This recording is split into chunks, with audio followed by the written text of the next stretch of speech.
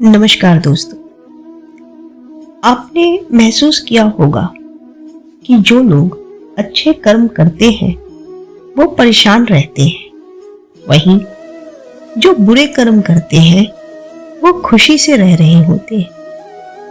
अच्छे कर्म करने वाले परेशान होते हैं कि आखिर उन्हें इतनी परीक्षा क्यों देनी पड़ रही है, जबकि जो अधर्म की राह पे है वो खुश है और जिंदगी का लुत्फ उठा रहे हैं। अगर आपके मन में भी ये सवाल है तो आज हम आपको इसका जवाब देंगे। ये जवाब वो है जो भगवत गीता में लिखा है और श्री कृष्ण ने अर्जुन को दिया था। भगवत गीता के अनुसार जब भी अर्जुन के मन में कोई दुविधा होती थी तो वो श्री कृष्ण के पास पहुंच जाते थे। एक बार की बात है, अर्जुन भगवान श्री कृष्ण के समीप आकर कहे कि वो दुविधा में है और इसका जवाब वो श्री कृष्ण से चाहते हैं। श्री कृष्ण ने पूछा कि क्या सवाल है।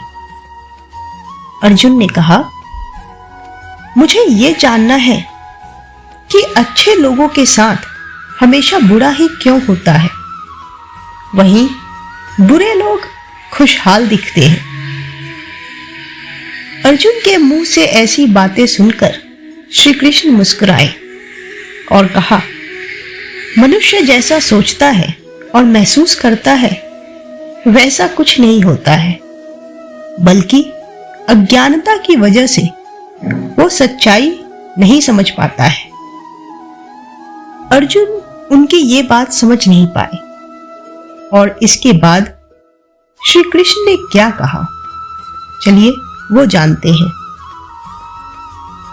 श्री कृष्ण ने अर्जुन से कहा, पार्थ, मैं तुम्हें एक कथा सुनाता हूं, उसे सुनकर तुम समझ जाओगे कि हर प्राणी को उसके कर्म के हिसाब से ही फल मिलता है।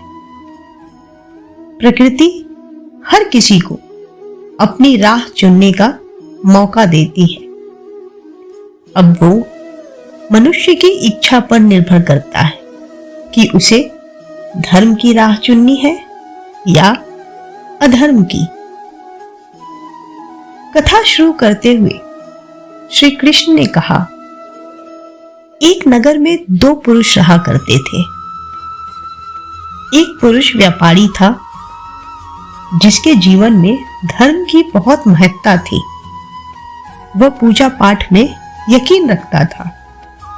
वो हर रोज मंदिर जाता था और दान धर्म भी करता था और हर रोज भगवान की पूजा करता था। वहीं दूसरा पुरुष बिल्कुल विपरीत था। वो हर रोज मंदिर तो जाता था लेकिन पूजा करने नहीं, बल्कि मंदिर के बाहर से जूते चप्पल चुराने। उसे दान और धर्म से कोई लेना देना नहीं था। समय बीतता गया और एक दिन बहुत जोर की बारिश हो रही थी। इस वजह से मंदिर में पुजारी के अलावा कोई नहीं था। ये बात जब दूसरे पुरुष को पता चली तो उसने कहा कि ये सही मौका है मंदिर का धन चुराने का। पंडित से नजर बचाकर उसने मंदिर का सारा धन चुरा लिया। उसी समय धर्म कर्म में विश्वास रखने वाला व्यक्ति भी मंदिर पहुंचा। दुर्भाग्य से मंदिर के पुजारी ने उसे ही चोर समझ लिया और चिल्लाने लगा। वहां लोग एकत्र हो गए और उसे बहुत मारा। किसी तरह वह बचते बचाते वहां से निकला तो दुर्भाग्य ने उसका साथ वहां भी नहीं छोड़ा। मंदिर के बाहर वो एक गाड़ी से टकरा गया और घायल हो गया। फिर वो व्यापारी लंगड़ाते हुए घर जाने लगा तो रास्ते में उसकी मुलाकात उस पुरुष से हुई जिसने मंदिर से धन चुराया था। उसने कहा, आज तो मेरी किस्मत चमक गई, एक साथ इतना सारा धन मिल गया। ये सब देखकर उसे बहुत बुरा लगा और उसने अपने घर से भगवान की सारी तस्वीरें निकाल दी। कुछ सालों बाद दोनों ही पुरुषों की मृत्यु हो गई। मरने के बाद जब दोनों यमराज की सभा में पहुंचे और भले पुरुष ने दूसरे व्यक्ति को देखा तो उसे बहुत गुस्सा आया। उसने क्रोधित होकर यमराज से पूछ ही लिया, मैं तो हमेशा अच्छे कर्म करता था, दान में विश्वास रखता था, उसके बदले जीवन भर मुझे अपमान और दर्द ही मिला, और इस व्यक्ति को नोटों से भरी पोटली। आखिर ऐसा भेदभाव क्यों? इस पर यमराज ने कहा, पुत्र, तुम गलत समझ रहे हो। जिस दिन तुम्हारी गाड़ी से टक्कर हुई थी वो दिन तुम्हारे जीवन का आखिरी दिन था, परंतु तुम्हारे अच्छे कर्मों की वजह से तुम्हारी मौत सिर्फ एक छोटी सी चोट में बदल गई।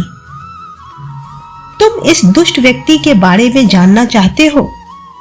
दरअसल इसके भाग्य में राजयोग था, मगर इसके कुकर्मों और अधर्मों की वजह से वो सिर्फ एक छोटी सी धन की पोटली में बदल गया। कथा सुनाने के बाद श्री कृष्ण अर्जुन से कहते हैं, पार्थ, क्या अब तुम्हें तुम्हारे सवाल का जवाब मिल गया? ऐसा सोचना कि भगवान तुम्हारे कर्मों को नजरअंदाज कर रहे हैं, यह बिल्कुल भी सत्य नहीं है। भगवान हमें कब, क्या, किस रूप में दे रहे हैं मनुष्य को समझ में नहीं आता है, मगर आप अच्छे कर्म करते रहें तो भगवान की कृपा हमेशा बनी रहती है। इसलिए अपने अच्छे कर्मों को बदलना नहीं चाहिए, क्योंकि उसका फल हमें इसी जीवन में मिलता है। इसलिए मनुष्य का फर्ज है कि वो हमेशा अच्छे कर्म करते रहे, क्योंकि श्री कृष्ण ने गीता में भी बताया है कि किसी के द्वारा किया गया कर्म बेकार नहीं जाता है, चाहे वो अच्छा हो या बुरा। दोस्तों, कहते हैं जिंदगी का आखिरी ठिकाना ईश्वर का घर है।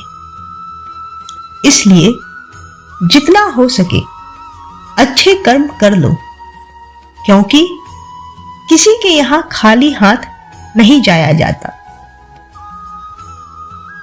तो इसी विचार के साथ आइए सुनते हैं श्री कृष्ण से प्रभावित कुछ अनमोल वचन। जो पास तेरे वही तेरा, बाकी सब मोह का फेरा।